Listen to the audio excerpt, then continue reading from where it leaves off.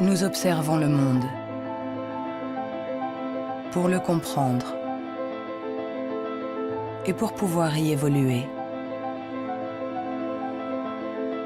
L'intelligence nous a permis de forger les outils pour comprendre l'infiniment petit et l'infiniment grand.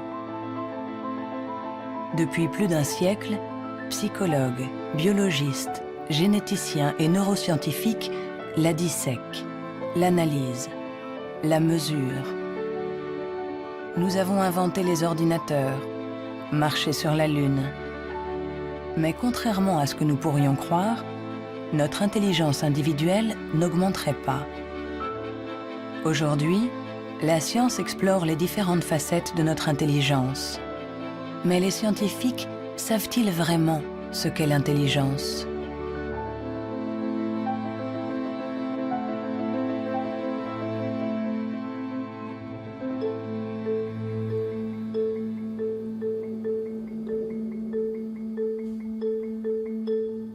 L'intelligence, c'est faire le lien. Assembler différents éléments pour trouver une solution. Pour la comprendre, il faut réussir à la fractionner, en isoler toutes les composantes.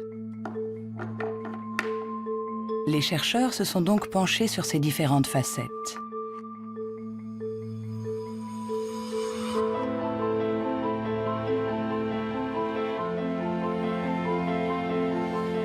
Pour mesurer l'intelligence, une des premières idées a été de mesurer la vitesse à laquelle le cerveau réagit. C'est cette méthode que le professeur Teni Januis a utilisée. Il a comparé notre temps de réaction avec celui de nos ancêtres. Et les résultats de son étude ne sont pas en notre faveur.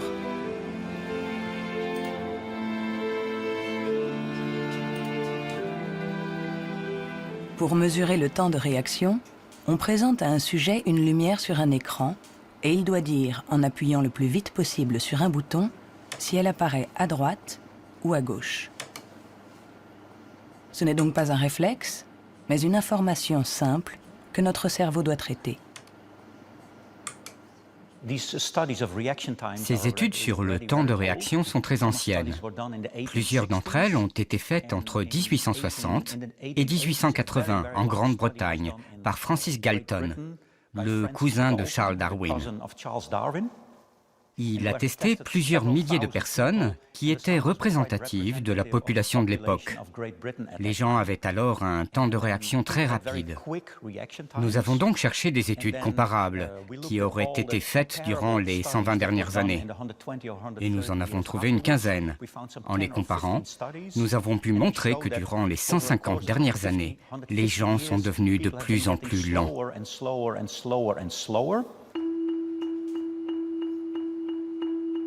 Pour le professeur Teni Januis, intelligence égale vitesse.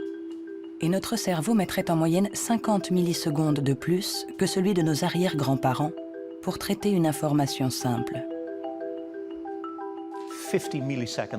50 millisecondes de plus, ça a l'air ridiculement bref. Mais quand on pense aux milliers de décisions que nous devons prendre chaque jour, si vous êtes un tout petit peu plus lent pour chaque décision, ça peut avoir des conséquences très importantes. Le professeur Teni Januis est convaincu que nous sommes moins intelligents qu'au XIXe siècle.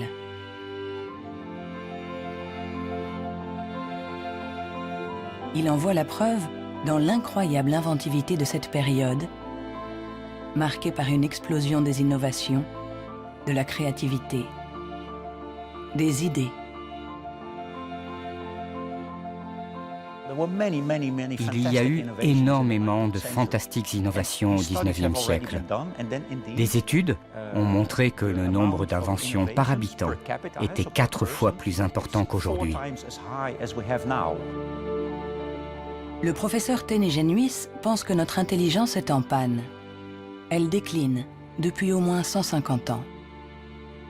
Mais au XIXe siècle, Sir Francis Galton pensait déjà que que les Anglais étaient bien moins intelligents que les Grecs de l'Antiquité, qui ne manquaient pas d'esprit brillant. Alors, qu'en est-il des prédécesseurs des Grecs, les hommes préhistoriques? Eh bien, il est extrêmement difficile de mesurer leur intelligence. Pourtant, à l'Institut Max Planck de Leipzig, on essaye de répondre à cette question en reconstituant le cerveau de nos ancêtres de la préhistoire.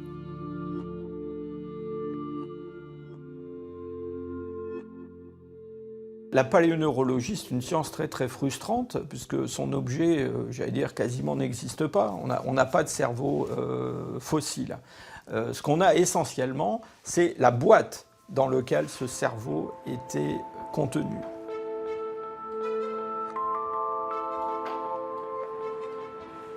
En comparant notre cerveau avec celui des hommes préhistoriques, les scientifiques se sont aperçus qu'il y avait des différences. Des différences de forme, mais aussi des différences de taille. Certains hommes préhistoriques avaient un cerveau plus grand que le nôtre. Quand on sait que tout ce que nous sommes, tout ce que nous pensons, nos souvenirs, notre personnalité, nos émotions, notre langage, tout dépend essentiellement de cet organe, alors est-ce que l'intelligence est directement liée à la taille? Il serait naïf de penser que il n'y a pas de lien entre la taille du cerveau et la complexité des comportements, entre guillemets, l'intelligence. On le voit dans le monde animal, hein, les animaux qui sont les plus intelligents, en particulier les cétacés, certaines formes de dauphins par exemple, sont des formes qui dans le monde animal ont de très grands cerveaux, un grand nombre de neurones. On retrouve chez eux quelque chose qui rappelle ce qu'on trouve chez les primates, les grands primates, et chez l'homme. L'évolution a fait croître la taille de notre cerveau pendant 2 millions d'années, pour atteindre son maximum il y a 15 000 ans environ. L'homme de Cro-Magnon, qui a peint les murs de la grotte de Lascaux il y a quelques 17 000 ans, était un Homo sapiens, comme nous. Mais de tous les Homo sapiens, il est celui doté de la plus grosse cervelle. En effet, la taille de notre cerveau aurait diminué par rapport à celui de notre ancêtre. Et pour certains chercheurs, nous serions moins intelligents que lui. Mais cette théorie est loin de faire l'unanimité. Moi, je ne crois pas qu'il y a une intelligence qu'on peut mesurer avec 1 centimètre et dire, voilà, il est aussi intelligent, ou il est plus intelligent, ou il est moins intelligent. Un homme de Cro-Magnon, il était intelligent pour être intelligent dans le monde où il vivait, et pas pour être intelligent dans une banque. Si on allait chercher avec la machine à voyager à travers le temps un homme d'il y a 25 000 ans, un Cro-Magnon, qu'on l'amenait aujourd'hui, il s'adapterait au monde dans lequel il aurait à vivre. Historically, you guys have struggled to adapt. Yeah, right. Walking upright, discovering fire, inventing the wheel, laying the foundation for all mankind. You're right. Good point. Sorry we couldn't get that to you sooner. Connie, your reaction? We live in a society where the individual ego and the group dynamic are in constant struggle. Response? Yeah, I have a response. What? Plus intelligent? Moins intelligent?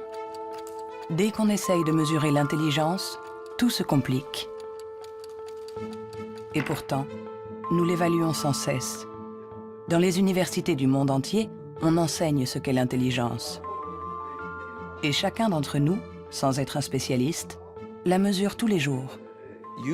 Vous mesurez l'intelligence.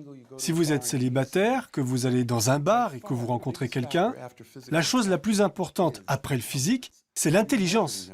Vous évaluez l'intelligence des gens quand vous parlez avec eux. Sont-ils rapides quand vous leur parlez de quelque chose qu'ils ne connaissent pas? Est-ce qu'ils comprennent? Mesurer l'intelligence en analysant les réponses, en évaluant la pertinence des actions, en comparant les individus. Une méthode qui a donné naissance au seul outil dont nous disposons pour évaluer l'intelligence, le quotient intellectuel, ou QI, inventé par Alfred Binet au début du XXe siècle. Alfred Binet était assez critique vis-à-vis des aliénistes, les psychiatres de l'époque, qui faisaient des diagnostics pour juger du retard intellectuel avec des grandes catégories. Il y avait les idiots, ceux qui étaient le degré d'arriération le plus profond, les imbéciles ensuite, et puis les débiles. Et Binet trouvait que leurs critères étaient tout à fait contestables, très vagues, différents d'un psychiatre à l'autre. Il estimait qu'il fallait avoir des critères objectifs, qu'il fallait mettre au point une sorte d'instrument d'évaluation qui s'appuie sur des critères scientifiques. En 1905, le ministère de l'Éducation nationale demande à Alfred Binet de trouver un moyen de détecter les enfants en difficulté scolaire. Il n'avait pas de théorie sur l'intelligence, mais en observant ses filles, il a imaginé qu'on pouvait l'évaluer à partir du raisonnement, de la compréhension, de la mémoire. Ce qu'il a cherché à faire, finalement, c'est à trouver pour chaque âge les problèmes qui sont caractéristiques de cet âge. Par exemple, en leur présentant une image, en leur demandant qu'est-ce que ça représente. Alors, il avait remarqué que les enfants de 3 ans énumèrent ce qu'il y a dans l'image. Il y a un monsieur, une dame, un banc, un arbre. Que vers 7-8 ans, ils la décrivent, l'image. C'est un monsieur et une dame qui sont assis sur un banc. Et puis, vers 12 ans, ils l'interprètent. Ce sont des malheureux, ou le monsieur est malade, des choses de ce genre. C'est ainsi que Binet met au point avec Théodore Simon le premier test d'intelligence. Le QI classique, ou en âge mental, est né. C'est le rapport entre l'âge mental, donné par le résultat du test, et l'âge réel de la personne. On multiplie ce chiffre par 100 pour obtenir le QI. Si un enfant de 10 ans réussit les épreuves des enfants de 12 ans, alors il sera en avance et il aura un QI de 120. L'idée, ça a été de rapporter la performance d'un individu à la performance de ceux qui lui sont comparables, c'est-à-dire qui sont exactement dans la même catégorie d'âge, de la même culture, etc. Et on va avoir évidemment toute la distribution, toute la répartition des scores dans le test à un âge donné. Le QI, c'est juste la position d'un individu par rapport aux performances des gens qui sont comme lui, c'est-à-dire qui ont le même âge que lui. Nous accordons au QI un pouvoir exagéré, parce qu'il prétend évaluer cette qualité si particulière qu'est l'intelligence. Difficile dès lors de résister à la tentation de s'évaluer, de se comparer. Ce qui est un peu catastrophique, c'est ce qu'on voit actuellement sur des sites internet où on vous permet de calculer votre QI. Et alors je pense que des gens, ils font ça, ils se retrouvent avec un chiffre et ils vont l'interpréter, si par exemple ce chiffre n'est pas bon, en se disant qu'ils ne sont pas intelligents. C'est absolument ridicule et catastrophique. Le 2. Il est ridicule de croire qu'un chiffre peut résumer quelqu'un. Le 4. Le 3. Les vrais tests de QI se font chez des psychologues agréés. Le 2. Car il faut savoir les interpréter en les mettant en rapport avec le passé d'un individu, son présent, Le 2 ou le 3. sa personnalité. Le QI permet d'évaluer l'intelligence, de comparer les individus. Mais nous permet-il de savoir si notre intelligence a évolué depuis que Binet l'a inventé il y a plus d'un siècle? Réussissons-nous mieux aujourd'hui les tests de QI? C'est en Nouvelle-Zélande qu'on a apporté pour la première fois une réponse à cette question.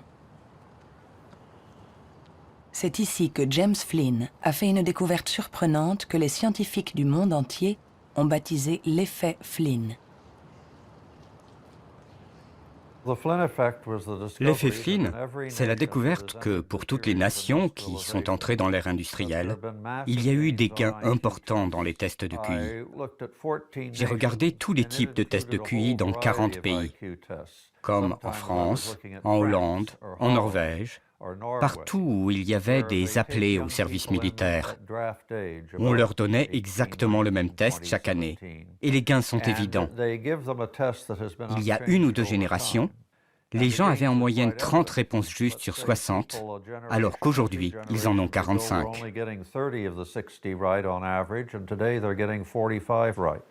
Après avoir passé au crible des dizaines et des dizaines d'études, James Flynn a montré que depuis plus de 60 ans, nous réussissons mieux les tests de QI. Est-ce que cela signifie que nous serions devenus plus intelligents que nos grands-parents? Un changement de QI ne signifie pas forcément un changement d'intelligence. Un exemple simple pour le comprendre, vous faites passer le test d'intelligence une première fois aujourd'hui. Vous le redonnez au même sujet demain. Il y a un effet d'apprentissage, il va réussir un peu mieux, il va avoir des scores un peu meilleurs. Ça ne veut pas dire qu'il est devenu plus intelligent, ça veut juste dire qu'il est un peu plus familier avec la façon de passer le test. L'augmentation du QI est due en grande partie à l'environnement, une meilleure nourriture, une meilleure éducation. Notre QI augmenterait de 2 à 3 points par année d'école supplémentaire et la durée de scolarisation est passée en moyenne de 6 ans au début du XXe siècle à 11 ans aujourd'hui dans les pays industrialisés. Tous ces effets se sont additionnés et ont fait augmenter les scores de QI. Quand vous passez un test aujourd'hui, vous y êtes préparé dans la mesure où toute une série de facteurs vous ont donné la capacité d'utiliser votre logique de manière abstraite. C'est pour ça que vous pouvez regarder une suite de nombres et deviner le suivant.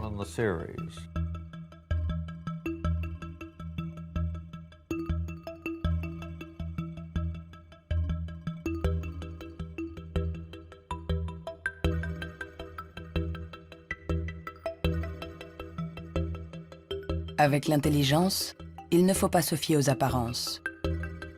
De meilleurs scores au test de QI ne nous disent pas que nous serions plus intelligents. Nous sommes juste mieux préparés pour réussir des tests de QI. Notre intelligence est comme un muscle que nous avons entraîné pour en exprimer tout le potentiel. Mais à force de nous entraîner, nous avons peut-être atteint nos limites. Les chiffres le prouvent. Après des décennies d'augmentation, les résultats au test de QI plafonnent. Ils diminuent même dans certains pays, comme l'Angleterre, le Danemark ou la Norvège. L'augmentation du QI est un phénomène qui a duré un siècle. Mais tous les pays vont finir par voir un plafonnement de cette augmentation. L'école a fait le plein. C'est elle qui a offert la capacité de manier des concepts abstraits.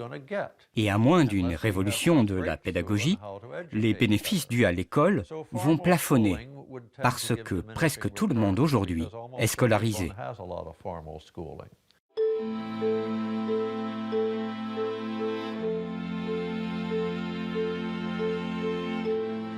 Un QI qui stagne. Des cerveaux plus lents, plus petits. Où en est notre intelligence? Les premiers outils permettant d'évaluer l'intelligence ont été inventés il y a plus d'1 siècle. On s'inspire toujours des théories imaginées par Sir Francis Galton et Alfred Binet. Mais aujourd'hui, nous pouvons aller plus loin. Plutôt que de mesurer ce que l'intelligence produit, intéressons-nous à l'organe qui produit l'intelligence.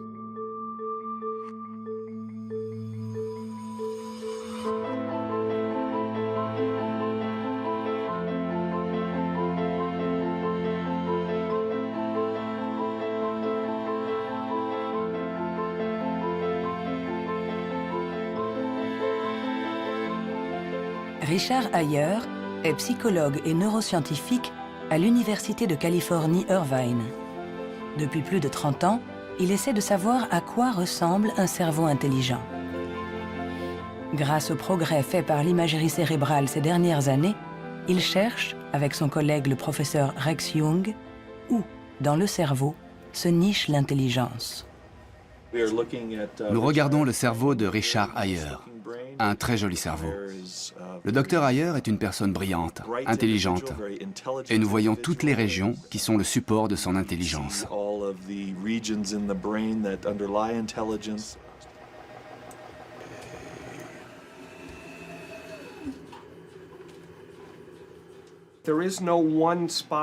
Il n'y a pas un endroit dans le cerveau qui soit le centre de l'intelligence. Les gens pensaient qu'il y avait un centre de l'intelligence à l'avant. Mais les recherches ont montré que lorsqu'on fait des tests d'intelligence à l'intérieur d'un scanner, on peut voir que la communication entre l'avant et l'arrière est très importante pendant que l'on résout les problèmes. Le professeur Ayer a été l'un des pionniers dans l'utilisation des techniques de neuroimagerie moderne. Sa première étude date de 1988. On n'avait alors jamais utilisé ces outils dans les recherches sur l'intelligence. On a trouvé des zones du cerveau qui s'activaient quand les gens passaient des tests d'intelligence. Mais le choc, la surprise, c'était que plus ces zones étaient actives, moins les résultats du test étaient bons. C'était à l'opposé de ce qu'on attendait. À chaque fois qu'en science, on a un résultat à l'opposé, c'est vraiment intéressant.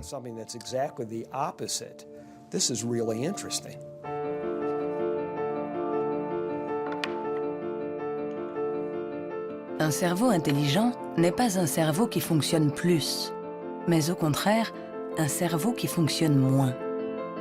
C'est ce qu'on appelle la neuroefficacité. Être intelligent, c'est résoudre un problème en faisant un minimum d'efforts.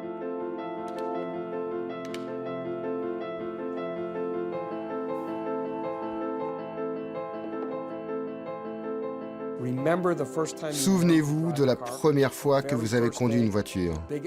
Le premier jour, dans un grand parking vide, avec quelqu'un assis à côté, et vous tournez le volant et vous pensez « Maintenant, il faut que je freine ».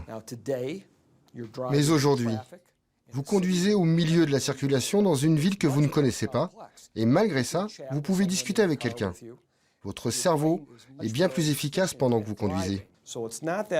Donc, les hauts niveaux d'intelligence ne sont pas forcément liés à un cerveau qui travaille plus, mais à une transmission plus efficace de l'information entre les zones importantes du cerveau. Lorsqu'on pense à un processus aussi complexe que l'intelligence, il faut imaginer que le cerveau est comme un orchestre avec différentes sections. Mais le vrai mystère, c'est comment ces sections interagissent. Parce que pour autant que nous le sachions, il n'y a pas de chef d'orchestre. Si le cerveau est un orchestre, alors l'intelligence est la musique.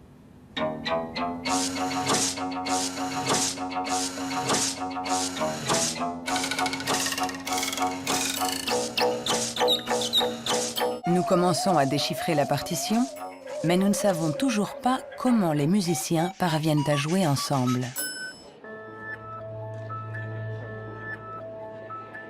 À l'université de la Sorbonne, le professeur Olivier Houdet est à la recherche de ce chef d'orchestre.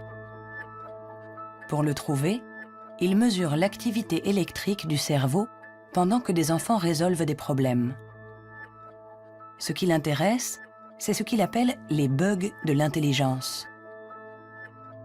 Si vous présentez à un enfant ce dispositif avec 1, 2, 3, 4, 5 babards écartés ou 5 babards resserrés, et vous demandez à l'enfant, y a-t-il le même nombre de babards au-dessus et en dessous, jusqu'à 6-7 ans, tous les enfants du monde vont vous répondre « Ah ben non, il n'y en a pas pareil, il y en a plus là parce que c'est plus long ». Le cerveau de l'enfant est donc piégé par l'intelligence, c'est-à-dire visio-spatiale, selon laquelle longueur est égale à nombre. Dans le cerveau, ça se traduit par le fait qu'on a des chemins neuronaux différents pour résoudre une même tâche.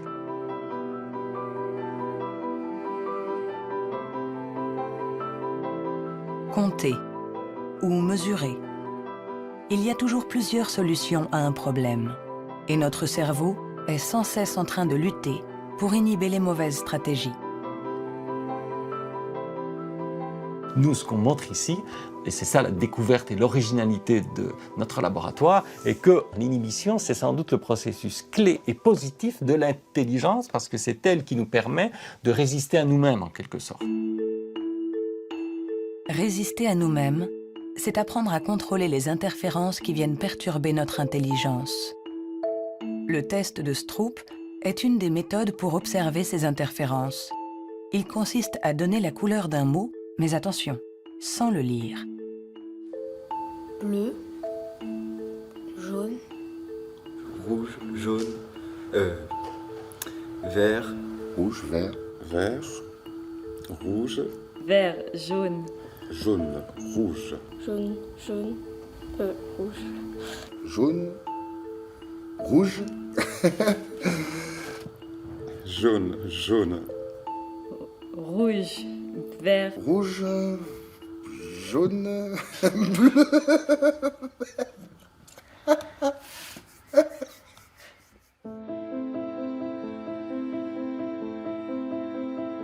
Pour résoudre un problème, nous sollicitons différentes régions du cerveau reliées entre elles, mais qui sont parfois en compétition. Mais comment ces différentes zones communiquent-elles? C'est ce à quoi s'intéresse le professeur Douglas Fields à l'Institut national de la santé de Washington.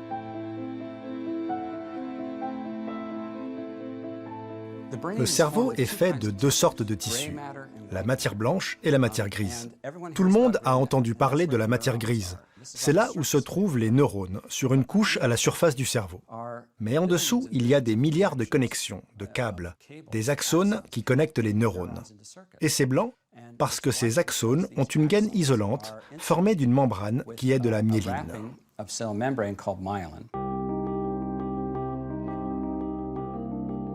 La myéline entoure les axones, permettant aux informations de circuler de manière rapide et efficace dans le cerveau.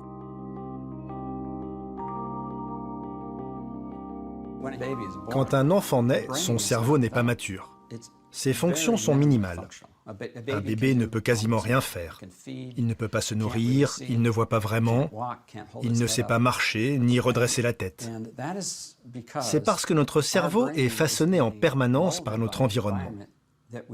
Et une des choses les plus intéressantes avec la myéline, c'est qu'elle se forme après notre naissance. La myéline est essentielle pour que l'information circule de manière efficace dans le cerveau. Elle est donc essentielle pour notre intelligence. Mais aujourd'hui, la formation de la myéline est perturbée. Barbara Demnex, endocrinologue au Muséum d'histoire naturelle de Paris, a montré comment notre intelligence est menacée par un des fléaux majeurs du XXIe siècle, la pollution. Quel que soit l'endroit où vous vivez dans le monde, vous allez être exposé à des centaines de produits chimiques qui vont interférer avec l'hormone thyroïdienne. Cette hormone est produite par la glande thyroïde qui se trouve à la base du cou chez l'homme. Elle est nécessaire au développement du cerveau depuis les premières étapes du développement du fœtus jusqu'à un âge plus avancé, comme le mien, pour assurer le maintien de fonctions, comme la myélinisation. L'Autorité européenne de sécurité des aliments a analysé 297 pesticides.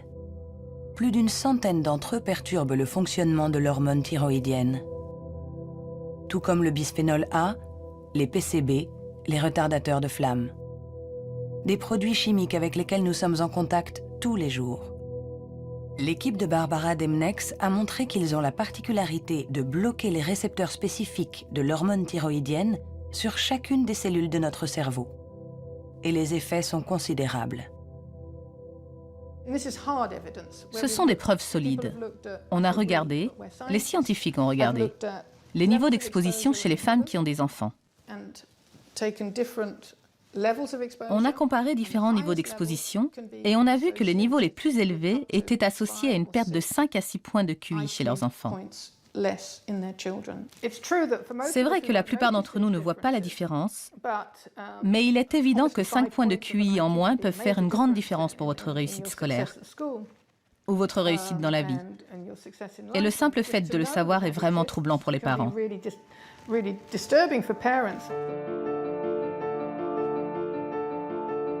Notre intelligence nous a permis de créer un monde complexe au prix de la dégradation de notre environnement. Et nous pourrions en payer le prix si cette dégradation perturbe la formation de notre cerveau, en agissant sur la myéline par exemple. Mais si ce phénomène se confirme, comment le gérer? Pendant plus d'1 siècle, on a pensé que tous nos processus mentaux n'étaient dus qu'à l'activité électrique des neurones. Mais aujourd'hui, les neurobiologistes ont commencé à explorer un nouveau continent. Il n'y a que 15% des cellules du cerveau qui sont des neurones. Le reste, qui représente 85%, ne communique pas grâce à l'électricité. On l'appelle la glie. De nouvelles méthodes nous ont permis de voir avec surprise que les cellules gliales communiquent entre elles et avec les neurones. On est à la pointe des recherches sur le cerveau, car il y a là un changement fondamental dans la manière dont on pense que le cerveau fonctionne au niveau cellulaire. Les cellules gliales, des cellules bien plus nombreuses que les neurones et qui forment leur environnement. Certaines fabriquent la myéline.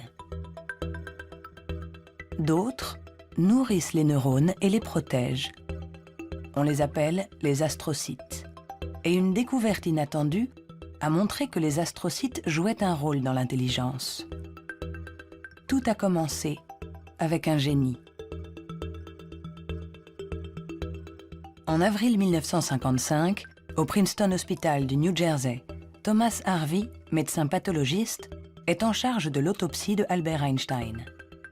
Et ce 18 avril, à 8 h du matin, il décide de voler le cerveau de celui que nous considérons comme l'incarnation du génie. Il espérait, en examinant le précieux organe, percer les secrets de l'intelligence.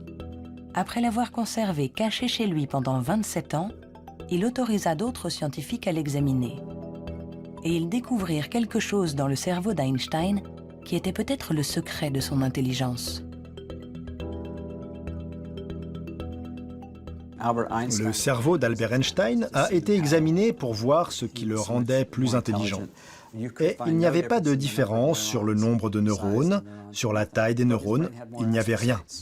Mais son cerveau avait plus d'astrocytes. Et beaucoup de gens se sont intéressés au rôle joué par les astrocytes dans l'intelligence. Les astrocytes. Des cellules gliales identifiées il y a plus d'1 siècle. Mais ces dernières années, les scientifiques se sont aperçus que leur rôle était plus complexe que ce qu'ils imaginaient.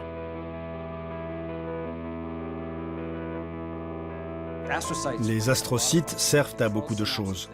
Ils contrôlent les synapses, ils contrôlent le flux sanguin dans le cerveau, ils nourrissent les neurones, ils réagissent aux blessures. Toutes ces choses étaient considérées comme des tâches ménagères faites par les astrocytes dans le cerveau. Et plein de gens ne les prenaient pas au sérieux.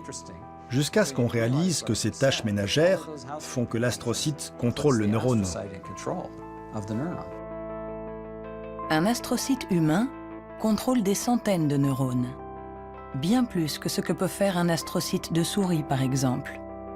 En se basant sur cette observation, une équipe de l'Université de Rochester a mis au point une expérience fascinante. Pour mieux comprendre l'intelligence humaine, ils ont décidé de lui faire franchir la barrière des espèces. Ils ont greffé des astrocytes humains dans le cerveau de souris.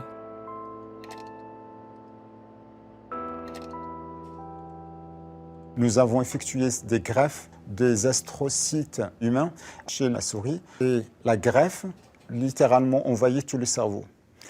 Quand on regarde, par exemple, à l'âge de 1 mois après la greffe, on voit que la greffe est très discrète à l'endroit presque où on a greffé les cellules. Si on revient 1 an plus tard, tout le cerveau devient greffé On remplace littéralement toutes les cellules par les cellules humaines. On s'est rendu compte que ces souris sont plus aptes à avoir une meilleure mémoire et un meilleur apprentissage que les souris non greffées. Pour tester les capacités de ces souris au cerveau modifié, les chercheurs les ont placées dans un labyrinthe. Résultat, les souris greffées trouvent la sortie 2 fois plus vite que les souris non greffées. Cette expérience ne laisse plus la place au doute. Les astrocytes contribuent à favoriser la mémoire et l'apprentissage. Ils jouent un rôle clé dans notre intelligence.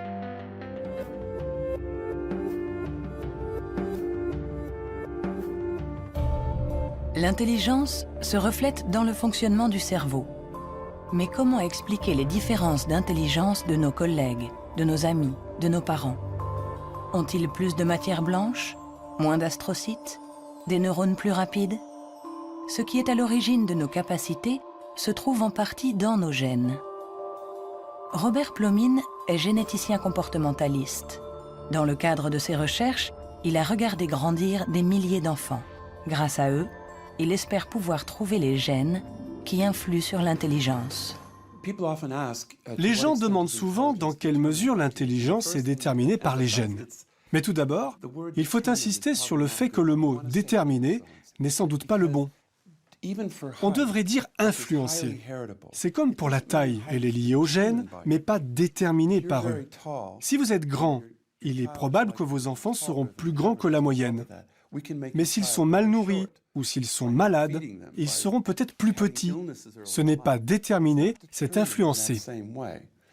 Pour l'expliquer différemment, les gènes nous donnent un potentiel et l'environnement permet de l'exprimer.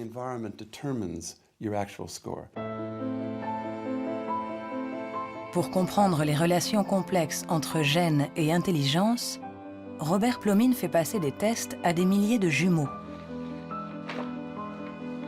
Les vrais jumeaux ont ceci de particulier que ce sont des clones. Ils partagent exactement les mêmes gènes. Ils sont identiques en tout point. Mêmes cheveux, mêmes yeux. Mais ont-ils les mêmes résultats au test d'intelligence? La réponse est oui. Leurs résultats sont plus proches que ceux d'un frère et d'une sœur. C'est la preuve que même s'ils ne sont pas les seuls déterminants de l'intelligence, les gènes jouent un rôle crucial. La plupart des pays dans le monde, plus de 100 pays, disposent maintenant de registres de jumeaux, car ils reconnaissent l'importance de la méthode des jumeaux pour estimer l'influence des gènes. La prochaine étape de nos recherches est d'essayer de trouver les gènes responsables de l'intelligence. Pour cela, Robert Plomin utilise des puces à ADN capables de détecter plus d'1 million de marqueurs génétiques. En comparant l'ADN de tous ceux qui ont eu de bons résultats au test, il cherche à voir si certains gènes apparaissent plus fréquemment. Mais l'identification précise de ces gènes s'est révélée beaucoup plus compliquée que ce qu'il espérait.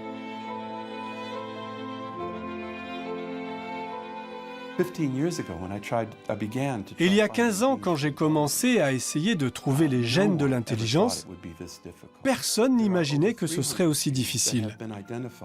On a identifié plus de 300 gènes qui influent sur l'intelligence. Et le problème, c'est qu'on en a identifié seulement 1%.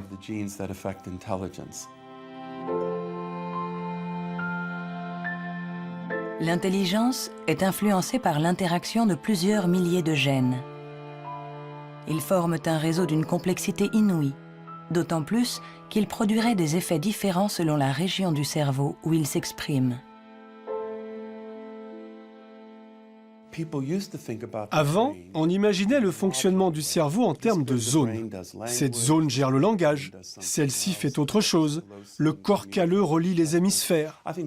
Beaucoup de gens aujourd'hui ont réalisé que c'était une fiction, que le cerveau agissait de manière plus globale. Et si on regarde ça du point de vue génétique, cela rend les choses plus claires, parce que la plupart des gènes qui agissent sur le cerveau affectent beaucoup de régions différentes. Nous avançons pas à pas dans la compréhension de notre intelligence. Les scientifiques affinent les outils pour la mesurer. Mais la question qui se pose est l'usage que nous en ferons.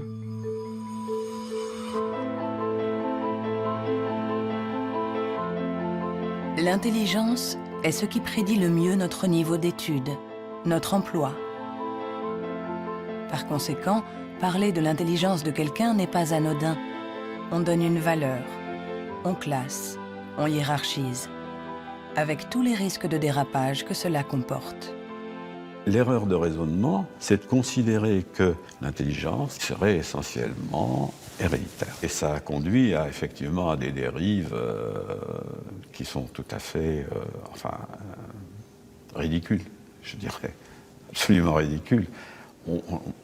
Pour en donner un exemple, en 1924, je crois, une loi a été votée aux États-Unis qui restreignait l'immigration, qui mettait des quotas pour l'immigration, parce que dans les tests, ils avaient en moyenne des résultats moins bons. Et donc, ils étaient supposés être héréditairement moins intelligents.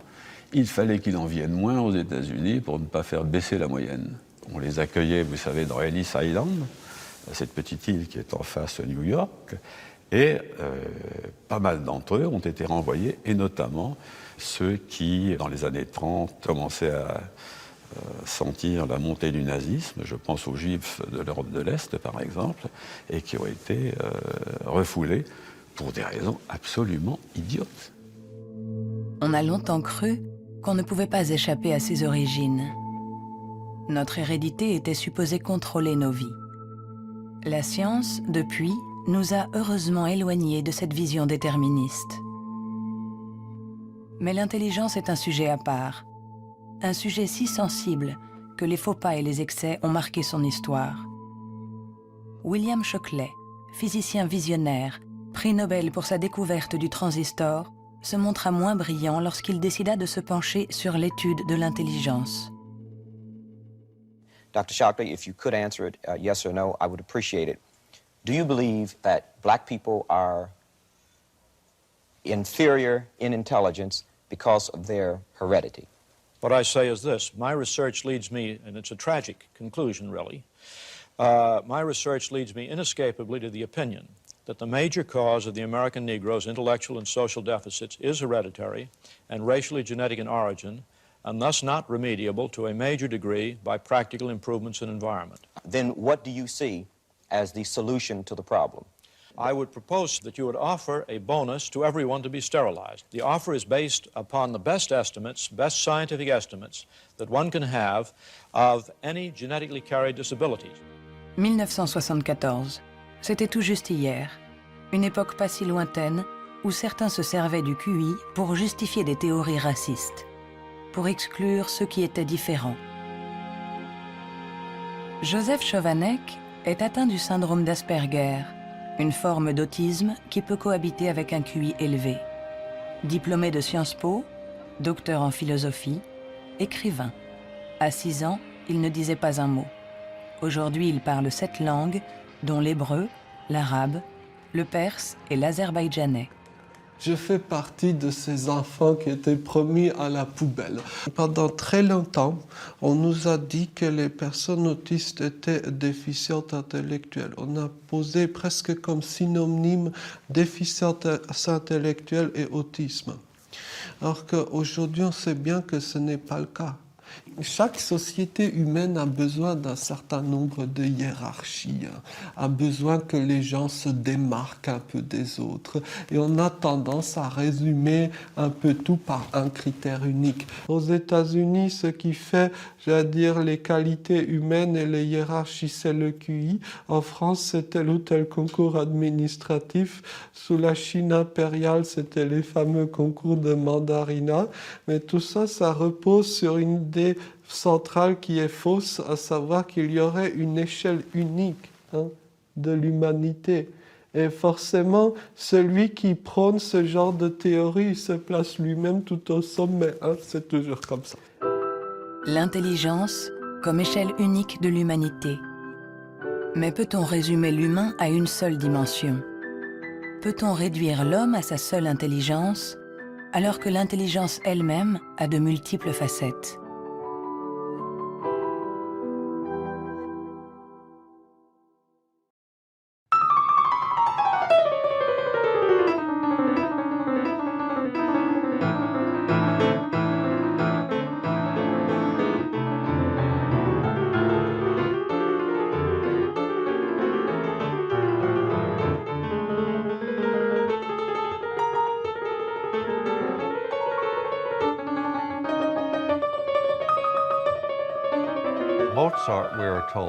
Mozart, dit-on, pouvait avoir à l'esprit une symphonie en entier. Si vous suivez une symphonie, vous devez suivre son développement dans le temps. Mais lui, il avait conscience de sa globalité. C'est un peu le même niveau de complexité que pour un mathématicien qui pense à 7 ou 8 formules et voit toutes les connexions possibles entre elles. Alors on peut toujours objecter. Est-ce que l'intelligence musicale est une forme d'intelligence? Ce n'est pas important. Ce qui est important, c'est que ça existe et que ceux qui l'ont n'ont pas obligatoirement de grand QI.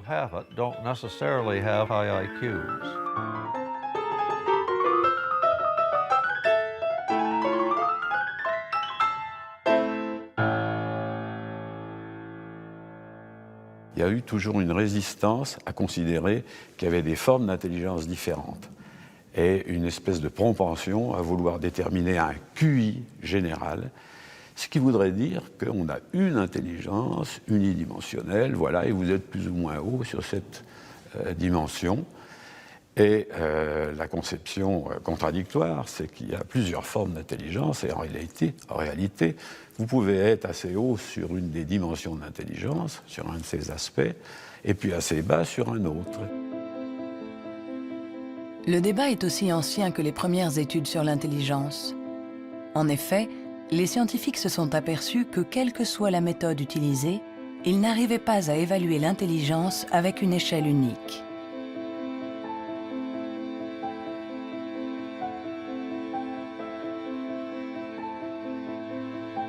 À l'Université du Nouveau-Mexique, le professeur Rex Jung est convaincu que pour résoudre n'importe quel problème, nous utilisons différentes manières de raisonner, que ce que nous appelons intelligence n'est que l'une d'entre elles. Je pense que la créativité est un autre mode de fonctionnement du cerveau. Je cherche à savoir si elle est différente de l'intelligence. Est-elle similaire? Est-ce que c'est la même chose ou bien est-ce différent? J'en suis arrivé à la conclusion que la créativité est un processus de raisonnement fondamentalement différent.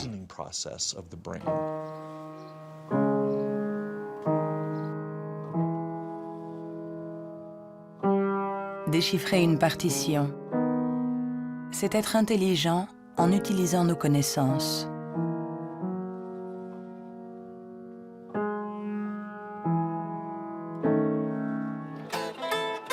Improviser, c'est être intelligent en inventant, en étant créatif.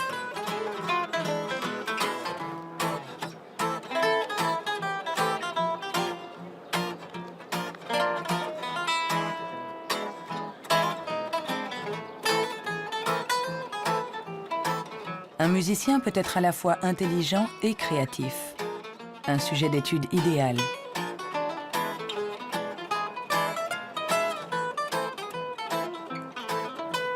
Le professeur Jung a examiné de nombreux cerveaux pour savoir comment intelligence et créativité peuvent cohabiter. Je travaille sur l'hypothèse que ce sont des partenaires et qu'il y a deux réseaux différents dans le cerveau qui coopèrent pour nous permettre de raisonner.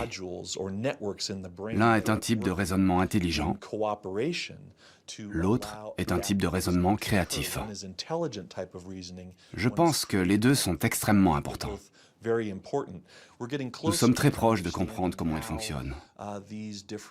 Notre théorie est que le réseau de l'intelligence se situe plutôt à la surface du cerveau.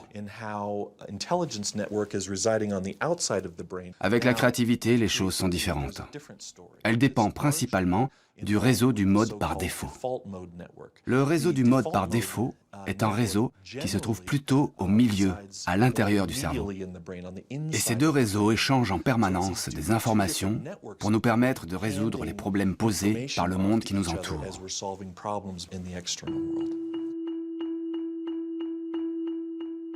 Nous avons tous expérimenté cette sensation d'une idée surgissant de nulle part avec la force de l'évidence. Ce que nous révèlent les neurosciences, c'est que ce mode de raisonnement, ce mode inventif, créatif, est un mode de raisonnement à part entière. Peut-on être intelligent sans être créatif? Ou créatif sans être intelligent? La question a elle-même un sens. Pour évoluer intelligemment dans le monde, n'avons-nous pas besoin de toutes les ressources de notre esprit? On ne peut pas être créatif en physique, par exemple, si on n'a qu'une éducation physique. Pour être créatif en physique, il faut une autre éducation et ensuite se retrouver dans un univers étranger et réutiliser des trucs et astuces, des mécanismes mentaux qu'on a appris ailleurs. Hein. Et le drame de la recherche stérile, c'est la recherche qui ne connaît que sa petite chapelle, où il n'y a ni import ni export de données. Hein. Par contre, tous ceux qui ont été créatifs, ce sont des gens qui ont importé des idées d'un univers autre.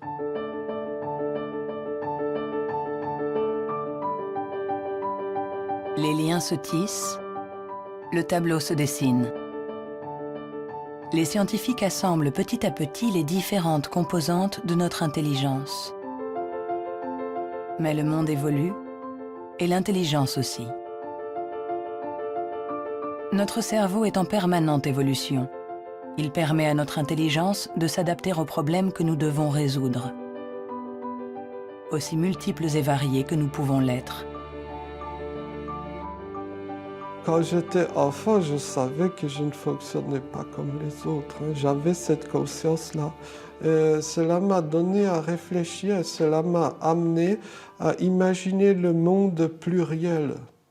Imaginer le monde où il n'y a pas un seul axe, que ce soit de classement ou de valorisation, mais un grand nombre d'axes. Et je dis, la vraie intelligence du monde, n'est-ce pas de savoir réfléchir de façon plurielle, de savoir prendre en compte plusieurs grilles de compréhension du monde et non pas une seule.